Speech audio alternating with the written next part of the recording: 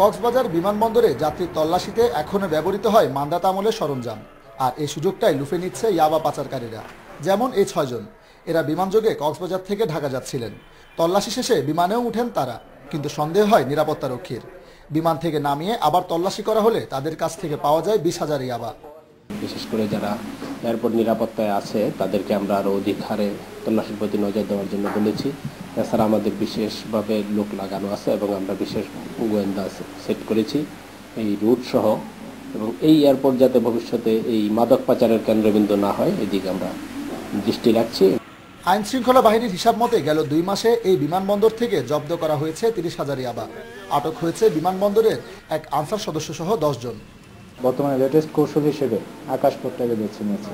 চিন্তার বিষয় হচ্ছে যে ভিআইপি লাউঞ্জে সেখানে কোনো ধরনের ভিআইপি এন্ট্রান্সে সেখানে কোনো ধরনের রাখা হয়, স্ক্যানার মেশিন রাখা হয়নি, যার কারণে যারা এখান দিয়ে আসা যাওয়া করছে তাদের ব্যাগেজগুলো বা মালামালগুলোকে স্ক্যান করা হচ্ছে না। বেসরকারি বিমান সংস্থা কর্মকর্তাদের অভিযোগ, বিমানবন্দরে তল্লাশির আধুনিক যন্ত্রপাতি না থাকায় এই পথে ইয়াবা পাচার বাড়ছে। ইয়াবা পাচারকারীরা আকাশপথটাকে হয়তো নিরাপদ মনে করছে।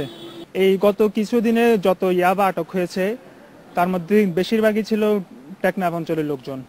সড়ক আর জলপথে ইয়াবা পাচার রোধে কড়া নিরাপত্তা ব্যবস্থা নেয় এবার পাচারকারীরাও কৌশলে এনেছে পরিবর্তন।